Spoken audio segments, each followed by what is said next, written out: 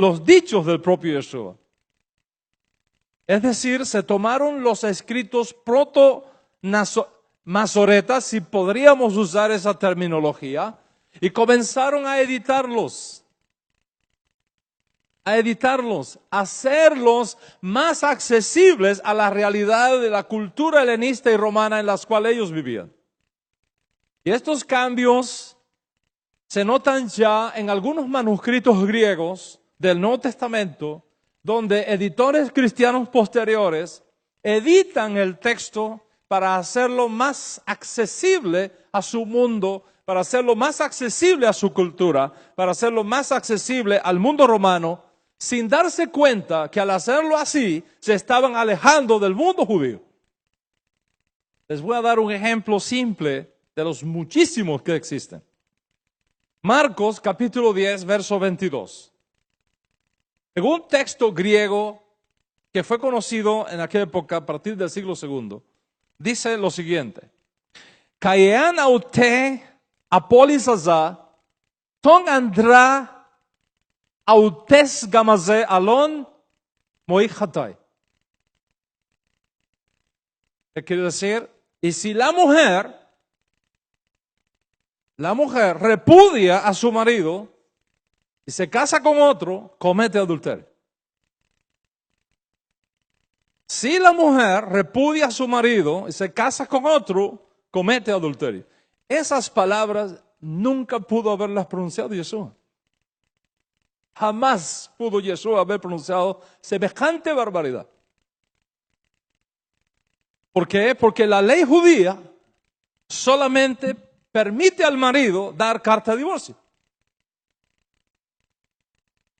Una mujer nunca da un get. Solamente el marido da el get. Y solamente el marido puede pagar la multa establecida en la ketubá.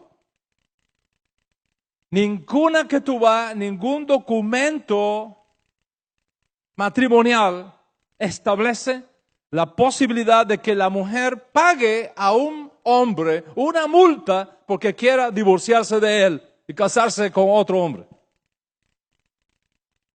¿Cómo podría un rabino del siglo I decir semejante disparate halágico? En el mundo judío esto era una imposibilidad, pero en el mundo no judío, en el mundo romano y de acuerdo al derecho romano, la mujer sí tenía el derecho de dar una carta de divorcio. ¿Qué hicieron entonces los editores del documento original de Marcos? Lo editaron para que sus creyentes griegos pudieran tener algo mucho más accesible, poniendo en los labios de Yeshua algo que lo presenta ante la comunidad judía como un rabino hereje. Un rabino que rompe con el judaísmo y que se aparta de la fe judía.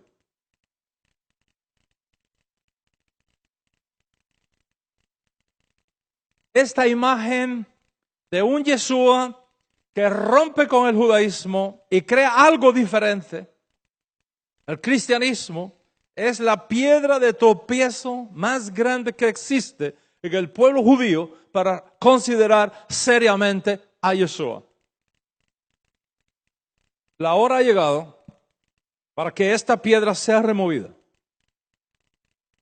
Y el Yeshua judío que está en línea con Moisés, que está en línea con los profetas, que está en línea con la ley judía, emerja otra vez en nuestra generación. Como él mismo dijo, yo, si fuere levantado, a todos los judíos voy a traer a mí mismo. Lo mismo pasa con la idea de Yeshua como fundador del cristianismo. Nada más lejos de la verdad histórica.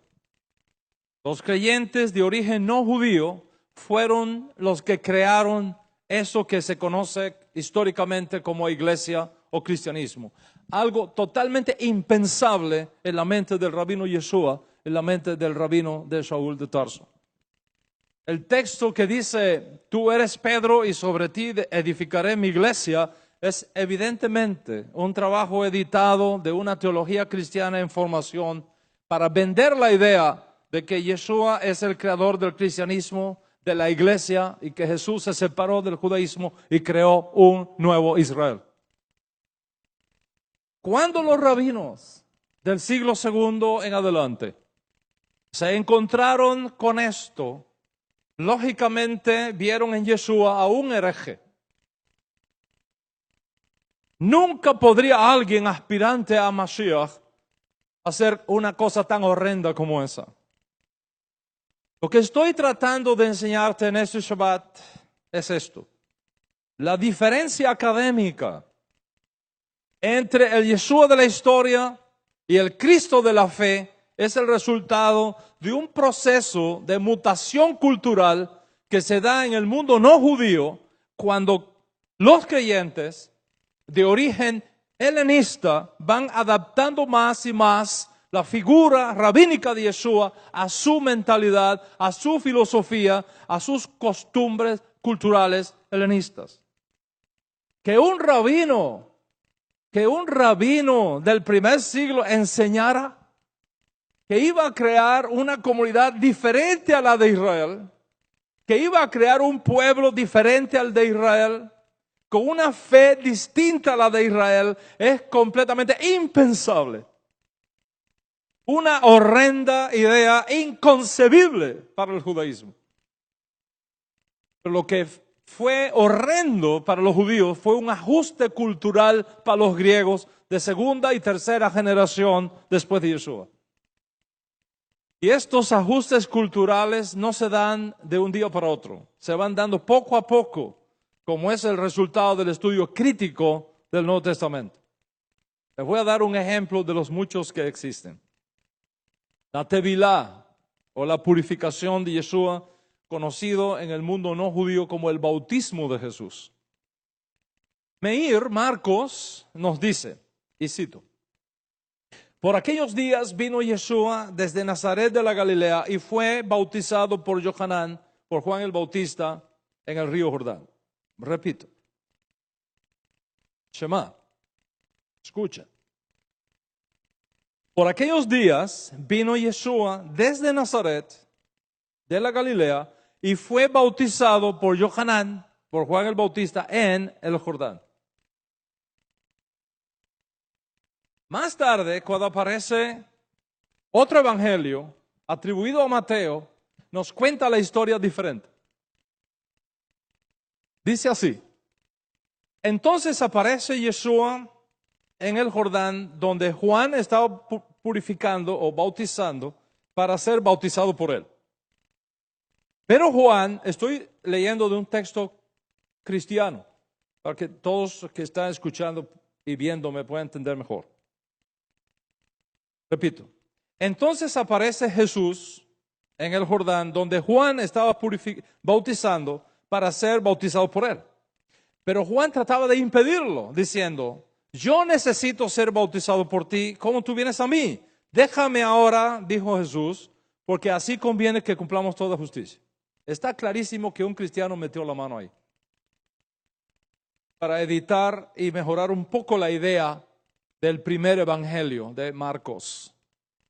¿Cómo podrían los cristianos del segundo y tercer siglo aceptar que un hombre puro, Dios de Dios, luz de luz, engendrado pero no creado, segunda persona de la Trinidad, sin pecado, hubiera recibido el bautismo de Juan, que es un bautismo de arrepentimiento para perdón de pecados? ¿De qué pecado se iba a arrepentir Jesús? Más tarde, en el tiempo surge otro evangelio llamado Lucas y mejora aún más esta teología postcristiana. Lucas capítulo 3, a partir del verso 18, nos dice algo muy interesante. Dice así, y también con muchas otras exhortaciones, Juan anunciaba las buenas nuevas al pueblo. Pero sucedió algo. ¿Qué sucedió? Dice Lucas, Pero Herodes el tetrarca, siendo reprendido por él por causa de Herodías, mujer de su hermano, y por todas las maldades que Herodes había hecho, añadió además a todas ellas encerró a Juan en la cárcel. Encerró a Juan el Bautista en la cárcel.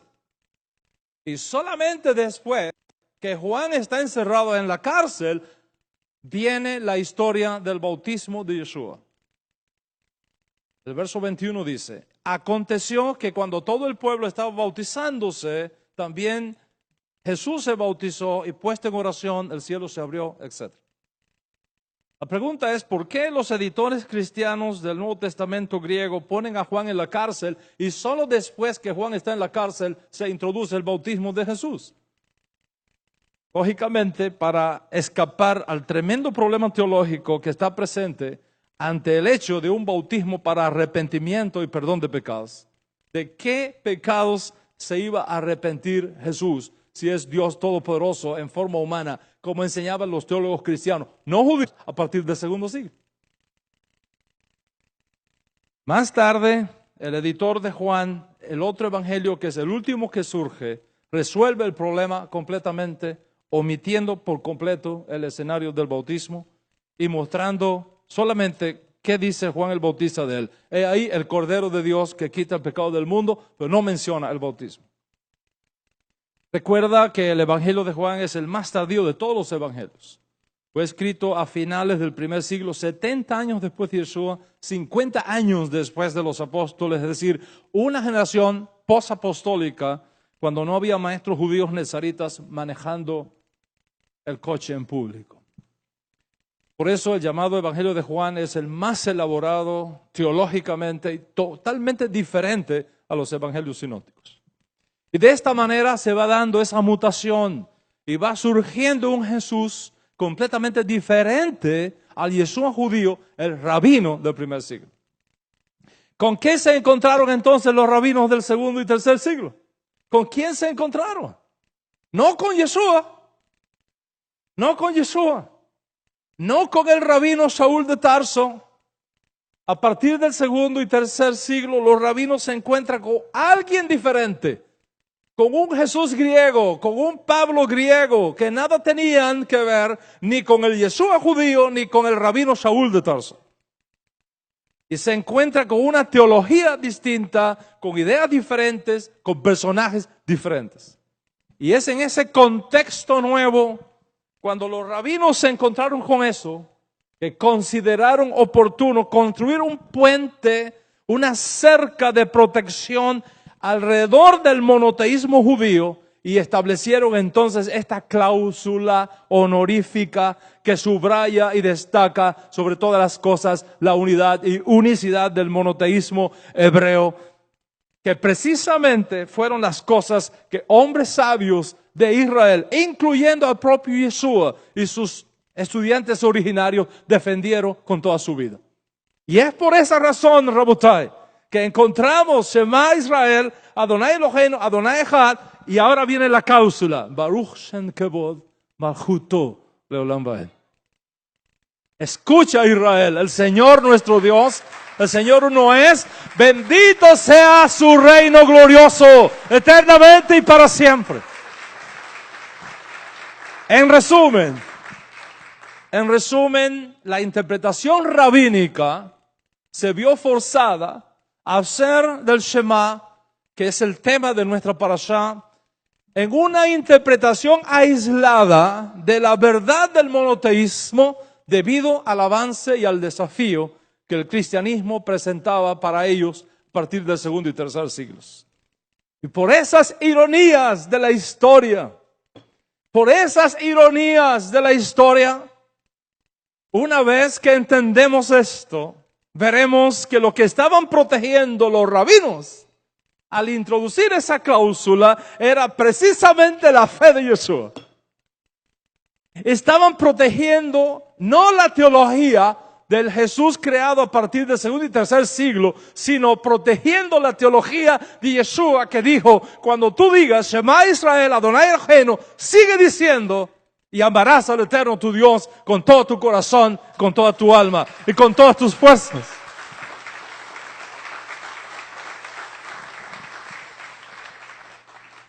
como dijo,